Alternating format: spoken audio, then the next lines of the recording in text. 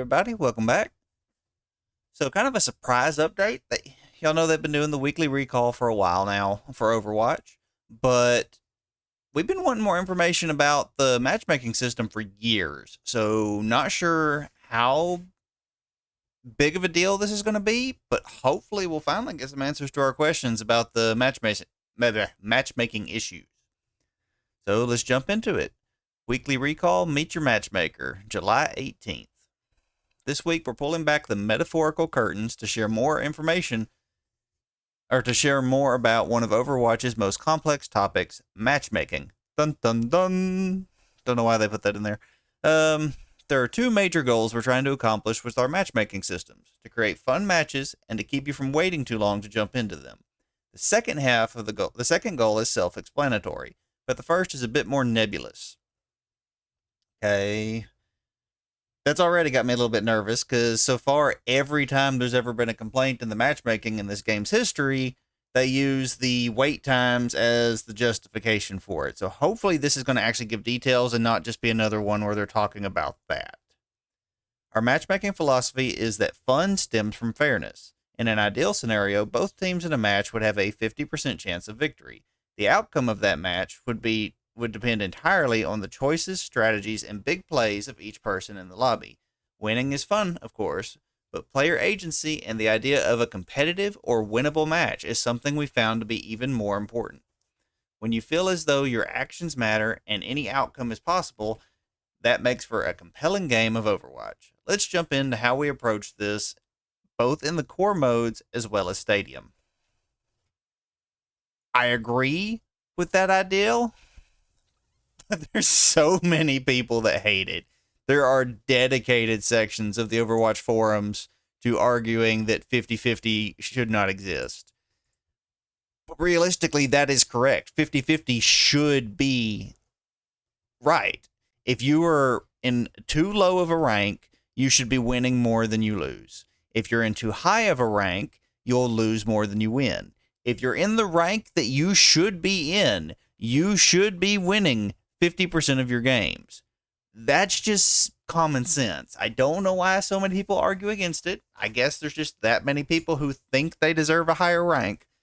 But to see that actually in writing from Blizzard is going to upset a lot of people, and I find that kind of funny. Matchmaking 101. Before we get into the nitty-gritty, it's important to understand how matchmaking works. Every Overwatch 2 player has a matchmaking rating, or MMR, number that acts as an approximation of their skill and is used to place them in matches. While you see your MMR as a labeled skill tier, such as Diamond 3, we view it internally as a data point on a bell curve, where the center is 0.0. As you go up or down from that point, the number of players on either side drops dramatically. Oh, we finally got the distribution. People have been arguing for years about what the largest population is. It used to be gold. So the majority of the largest population of players is currently platinum. That is interesting. And bronze is only 2.4%. That is very interesting.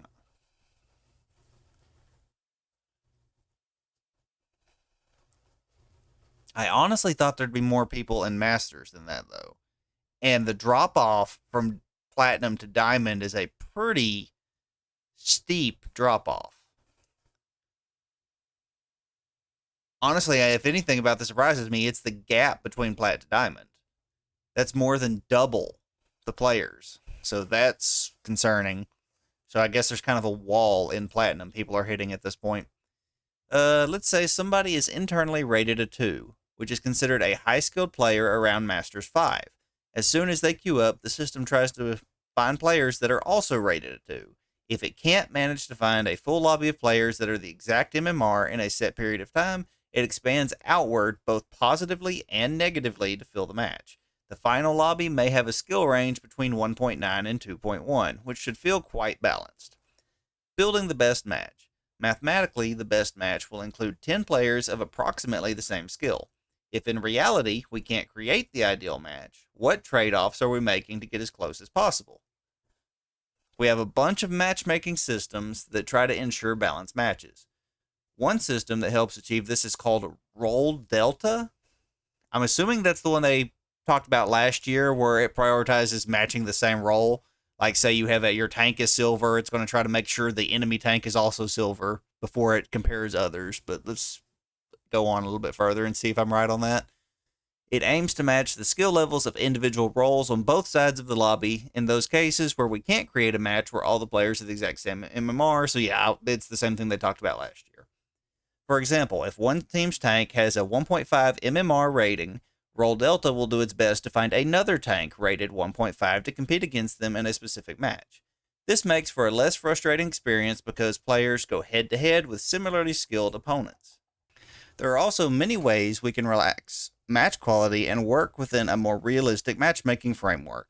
We weigh these options against team-level fairness as well as player-level fairness. The former relates to the probability that Team 1 will beat Team 2, and the latter is at the role level. For example, what are the chances that one team's damage player will noticeably outperform the other team's damage dealers? I mean, that depends. It's not really so much role specific as it would be hero specific. Because if they're both around the same MMR on that role, but I don't know. What's a good example? Somebody with a real hard counter. Okay, say one of them, they're both the same MMR, but one of them is a Bastion main and the other one is a Reaper main. Well, if it's the same skill level, that Reaper is going to destroy that Bastion 9 times out of 10. So it's more of a hero pull than it is overall skill, I think, is what's going to decide that, because hard counters do exist in this game. So I don't know how I feel about that approach. Roll Delta was partially motivated by these team-level fairness assessments. We noticed that if one team had a vastly higher rated tank, win rates were distorted in a way that wasn't reflected by simply assembling matches based on a flat MMR rating or the sum of the entire team's MMR rating. It's relatively easier for us to consistently make matches fair on a team level thanks to the systems in place.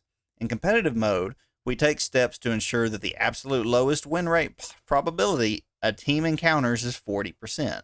That would be an outlier though. Most matches, 80%, of competitive role queue have a win rate probability within 45 to 55% range.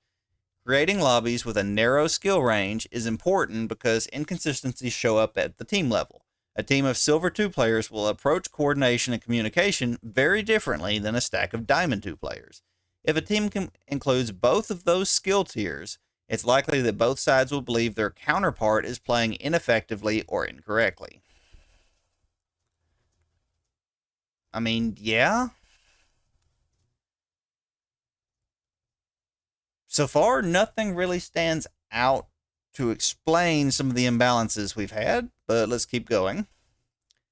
Player level fairness is a much more difficult thing to achieve, and it's one of the leading reasons why queue times can sometimes be unpredictable. Assembling a lobby of 10 similar MMR ratings can be tricky if there are low populations online, likely like at extremely high skill levels, off-peak hours, or in low population regions. In the past, we've experimented with extending the MMR range allowed in matches to mitigate longer queue times for those cases. Unsurprisingly, the matches ended up less balanced and less fun as a result. We're always analyzing the trade-offs we're making between queue times and match quality, tweaking our systems for better outcomes. So far, the only new information we've gotten is this graph.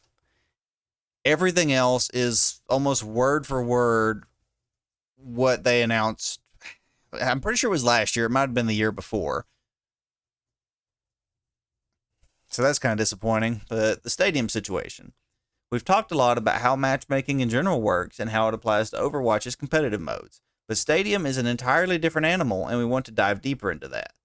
Unlike Overwatch's core modes, Stadium rank isn't tied directly to MMR. Instead, MMR serves as a goalpost towards which you can climb as you play more Stadium matches.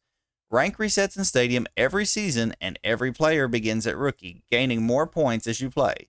You may have noticed that you often get more points for winning a game of Stadium than you do for losing, which allows you to climb faster. In core modes, this would never work since MMR needs to be a zero-sum to function. You'll gain the same amount of MMR for a win as the other team loses. That's why MMR and approximate stadium skill tiers sometimes don't match up.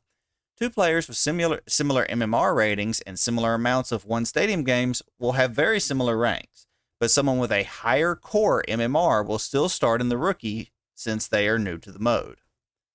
Since stadium's calibration differs so much, we have two options: put players together based on stadium MMR or on stadium rank.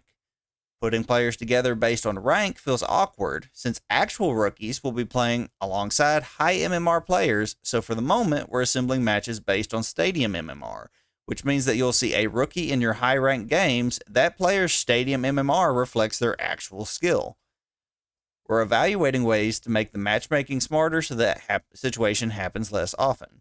Queue times are also something we're looking at for stadium, but improvements may only come with time. Long queue times are affecting high-skilled players in specific roles, namely support, due to low populations of players at that skill level as well as general role disparity. We're actively thinking about ways to improve the situation here, and we'll share more as our plans evolve. Thank you for taking the time to learn about matchmaking. I'm not gonna lie, I'm disappointed. There was literally no new information here. Every single thing that was talked about was either from last year's, I'm pretty sure it was in a Defense Matrix blog that they went over the MMR for competitive. But this is word for word the same as it was then. And the stadium, all of this was explained last month, or maybe a little bit longer than a month ago, but it was near the end of last season where they were talking about how they were going to be changing the matchmaking in stadium. All of this was explained then.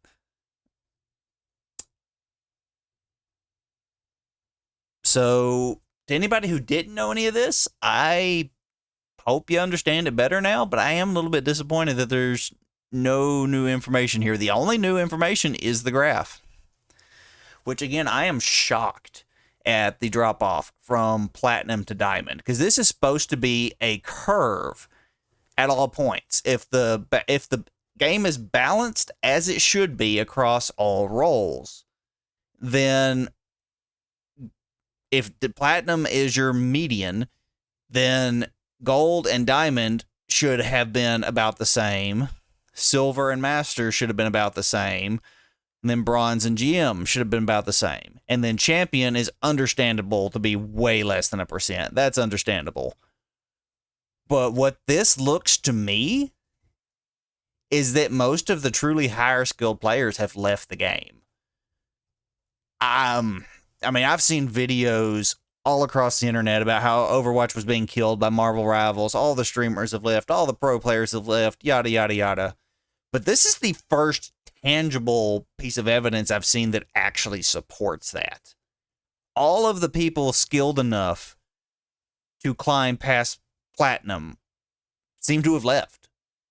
I don't know. That's the only explanation I can see for the disparity between gold to diamond, the disparity between silver to master. Because like I said, if the game is truly balanced with a goal of a 50% win rate, as they just said right here, then this should be a mirrored curve, or at least close to one. I could see maybe a 5% differential. Gold to diamond should be less than 5% apart. Silver to master less than 5% apart, if the matchmaking is working as intended. But there's no high skilled players. They're just gone. But as far as the blog itself, yeah, there's nothing much to say. I mean, like I said, it's all stuff that has already been talked about in the past. So that's going to be it for this video. I hope y'all learned something about the game.